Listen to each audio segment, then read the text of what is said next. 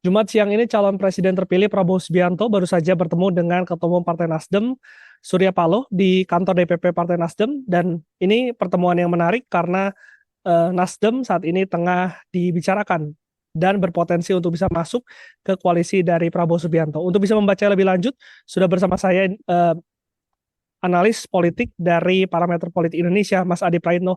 Mas Adi, selamat siang. Mas siang, Mas.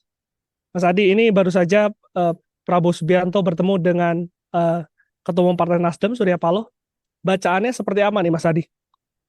Ya, saya kira tentu ini sebagai salah satu kode keras ya soal kemungkinan bagaimana Nasdem itu diajak koalisi dalam kubu Prabowo Subianto. Itu penting ya.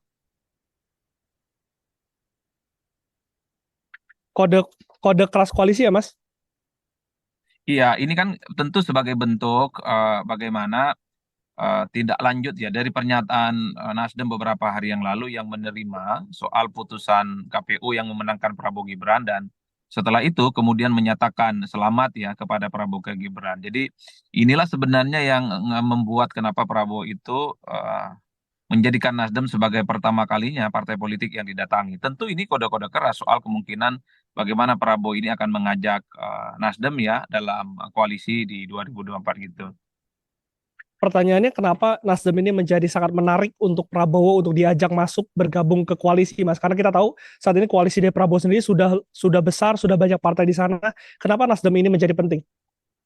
Pertama, Pak Nasdem ini adalah partai politik pertama non pendukung nomor dua yang menyatakan ucapan selamat dan menerima hasil pemilu. Ini bonus penting sebenarnya, Mas. Di tengah misalnya upaya-upaya untuk sampai saat ini misalnya satu dan tiga ini kan belum semuanya partai menyatakan dukungannya kepada Prabowo gitu ya. Yang kedua, yang paling penting adalah ini kalau kita mengkalkulasi kekuatan politik parlemen kubu nomor dua ini kan belum mencapai 50%. Dalam Hmm. konteks itulah kemudian keinginan untuk menjadikan Nasdem sebagai bagian dari koalisi mereka tentu untuk mengamankan kepentingan politik parlemen di masa yang akan datang. Mas, saya kira sederhana itu saja. Untuk dari sisi Surya Palohnya sendiri, apa sih, Mas, yang paling penting bergabung dengan pemerintahan selanjutnya? Ya tentu kepentingan Nasdem jangka panjang gitu ya. Karena Hmm. ada kecenderungan bahwa partai-partai politik di luar kekuasaan itu agak sulit sebenarnya untuk menempatkan posisi dan mendapatkan insentif politik yang menurut saya bisa meningkatkan elektabilitas secara signifikan. Oleh karena itu, kalau mau jujur sebenarnya Nasdem kalau betul bisa menjadi bagian dari koalisinya Prabowo, ini tentu bisa dijadikan sebagai kesempatan gitu ya untuk bisa ke depan mempersiapkan diri untuk terus meningkatkan elektabilitas, untuk terus meningkatkan daya adaptasi yang dimiliki oleh Nasdem sebagai partai politik yang dia bisa masuk dalam papan besar, kira-kira begitu, Mas. Hmm. Ini yang mestinya harus dilihat secara utuh. Kita juga tahu kan kalau Surya Paloh dan juga Prabowo Subianto ini merupakan alumni jaket kuning, alumni dari Partai Golkar. Apakah hubungan yang sudah lama terjalin ini menjadi salah satu faktor membuat akhirnya Prabowo Surya Paloh tadi mengucapkan untuk pertama kali kepada Prabowo, dan juga Prabowo akhirnya melanjutkannya dengan pertemuan pada siang hari ini, Mas Adi? Ya sebenarnya kalau mau jujur ya, secara psikologi politik, tak ada sebenarnya persoalan-persoalan yang kemudian membuat Prabowo dan Surya Paloh ini tidak bisa bersatu. Karena keduanya ini adalah sama-sama yang dulu pernah di Partai Golkar ya. Yang kedua, ya dari segi Surya Paloh tentu butuh partner koalisi di masa yang akan setelah Pilpres ini usai, yaitu untuk menegaskan bagaimana sikap politik Nasdem ke depan. Nah, pada segi Pak Prabowo Subianto tentu masih membutuhkan partai politik yang lain supaya bagaimana kekuatan politik parlemen sehingga parlemen ini bisa kondusif dan mendukung segala hal keputusan strategis yang nantinya akan dibuat oleh Prabowo dan Gibran ya. Karena per hari ini belum ada 50% kekuatan politik pendukung nomor dua, Gerindra, kemudian Golkar, Demokrat, dan PAN ini hanya sebatas 41%. Ada ya sekitar kurang lebih 10% lagi supaya 50+1 sehingga parlemen itu kondusif, sehingga parlemen itu mendukung segala hal yang kemudian akan dibuat oleh Prabowo dan Gibran di masa yang akan datang. Jadi dalam konteks inilah sepertinya pertemuan siang hari ini antara Prabowo dan Surya Paloh akan menjadi titik terang bahwa mereka ini ya, sangat mungkin akan berkoalisi di masa yang akan datang. Apalagi misalnya sejumlah elit Gerindra mengatakan akan ada satu partai non koalisi yang siap bergabung dan siap menjadi bagian dari Prabowo dan Gibran. Saya kira ini jelas Mas, kode keras bahwa Kode bagaimana keras ya Mas. Nasdem ini kode keras bahwa Nasdem akan menjadi bagian dari koalisi Prabowo di masa yang akan datang. Mas Adi sedikit, ini kan juga pada pekan lalu kemarin Sekjen 3 Partai 01 ini mengatakan bahwa akan mengajukan hak angket. Dengan adanya pertemuan ini, apakah ini menandakan Nasdem juga akan mundur dari isu hak angket yang masih bergulir, Mas Adi? Ya, saya kira sebenarnya hak angket ini hanya sebatas wacana, hanya sebatas diskursus yang saya kira agak sulit untuk diwujudkan. Karena kalau kita mendengar statement Nasdem yang terakhir, ya mereka ini akan lihat-lihat dulu bagaimana soal substansi dan kepentingan soal hak angket yang akan diajukan oleh DPR. Dan bahkan Hmm. mereka ini masih menunggu sikap politik dari PDIP. Bagi saya ini kan adalah statement-statement diplomatis yang sebenarnya menegaskan bahwa Nasdem tidak terlampau agresif, bahkan tidak terlampau menganggap penting hak angket itu akan dilakukan oleh DPR ya, termasuk oleh Nasdem. Jadi bagi saya ini sudah selesai pemilu, Mas. Tinggal bagaimana partai-partai politik yang kalah ini diajak berkoalisi atau tidak oleh Pak Prabowo Subianto. Nasdem, menurut saya, hakul yakin, partai politik pertama yang akan diajak berkoalisi untuk 5 tahun yang akan datang. Bagaimana dengan nasib Anies, Mas Adi? Karena kita tahu kemarin Anies juga sudah resmi melayangkan gugatan ke MK. Apakah ini juga tidak akan didukung oleh Nasdem yang tadi Mas Adi mengatakan bahwa kemungkinan besar ini akan bergabung ke kubu Prabowo?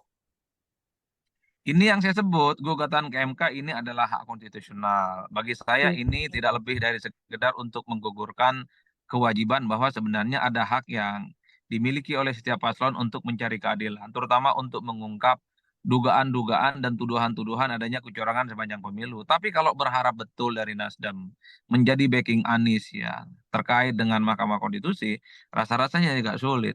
Ketika Hmm. Nasdem Surya Paloh menyatakan selamat kepada Prabowo dan Gibran. Hari ini bertemu dengan Prabowo. Ini Pilpres sudah selesai. Pilpres sudah game over. Mas Adi, ini juga ada waktu kemarin setelah pasca pencoblosan ini juga sempat ada pertemuan antara Surya Paloh dan juga Jokowi. Apakah ada peran Presiden Jokowi dalam bergabungnya Nasdem ke koalisi Prabowo, Mas Adi? Ya, saya kira kalau soal Nasdem koalisi dengan Prabowo, Prabowo dengan Nasdem, ini tentu apa namanya terkait dengan dua elit kunci ini, Mas. Karena apapun ya, Hmm. ini kalau kita bicara pada level elit, ya veto player, maka sangat mungkin bahwa apa namanya memang terjadi komunikasi yang cukup intensif ya, yang mempertemukan kepentingan antara Prabowo dan Surya Paloh. Jadi kalaupun toh ada dikaitkan dengan variabel Pak Jokowi mungkin ada, tapi kan faktor yang paling determinan yang bisa mengajak Nasdem dalam koalisinya Prabowo ya tentu adalah Prabowo yang kemudian beberapa hari yang lalu sudah dinyatakan sebagai presiden terpilih Republik Hmm. Indonesia hasil pemilu di 2024, Mas. Jadi the one and only soal apakah Nasdem Surya Paloh diajak koalisi dengan Prabowo tentu veto playernya ada di Pak Prabowo sebagai presiden tentu saja. Oke, Mas Adi, pertanyaan terakhir. Ini ada PKS, PKB, P3, dan juga PDIP yang saat ini masih di luar dari pemerintahan capres terpilih. Siapa yang kemungkinan besar akan diajak bergabung, Mas Adi? Ya, saya kira tinggal menunggu waktu PKB, saya kira tinggal nunggu waktu ya, termasuk PKS. Dan bahkan saya juga hakul yakin bahwa PDIP juga akan diajak bicara dalam konteks ini. Menyamakan visi misi, menyamakan kepentingan, dan kemungkinan soal bikin koalisi besar sangat terwujud, Mas. Tapi tentu sangat tergantung bagaimana dinamika politik di masa yang akan datang. Terutama menyangkut bagaimana hubungan politik antara Jokowi dan Pak Prabowo. Kalau Hmm. hubungan politik dan Pak Prabowo tetap mesra, rasa-rasanya PDIP ataupun PKS sepertinya lebih memilih berada di luar kekuasaan politik.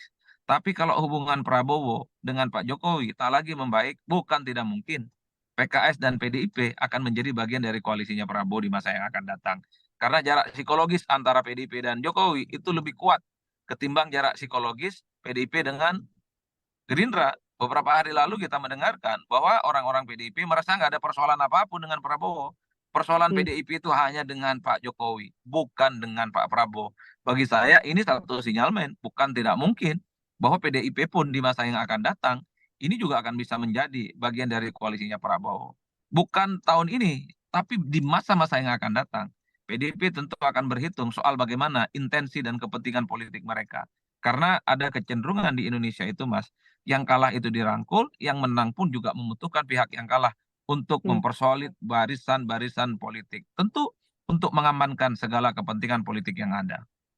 Tapi kalau ketiga variabel tersebut menyatu antara PDIP, Jokowi, dan juga Prabowo, apakah itu memungkinkan juga, Mas Adi?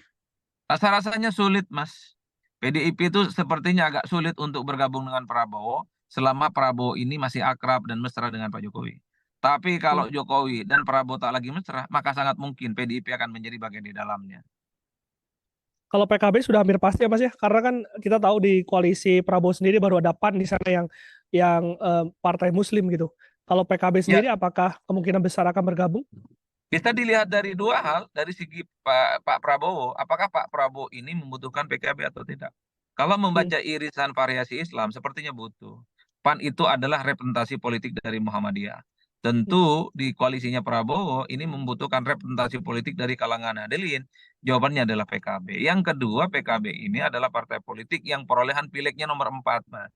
Tentu untuk memperkuat barisan politik di parlemen, PKB tak ada yang bisa membantah bahwa ya akan menjadi partai politik yang pastinya akan dipertimbangkan di kemudian hari untuk diajak berkoalisi. Tapi sekali lagi, apakah PKB akan berkoalisi dengan Prabowo sangat tergantung Prabowo tertarik atau tidak. Per hari ini, kalau kita mendengar pernyataan-pernyataan Prabowo di berbagai kesempatan, memang Pak Prabowo ini ingin merangkul semua kalangan, semua kelompok yang selama ini memang jelas-jelas berbeda secara politik. Itu artinya Hmm. apa?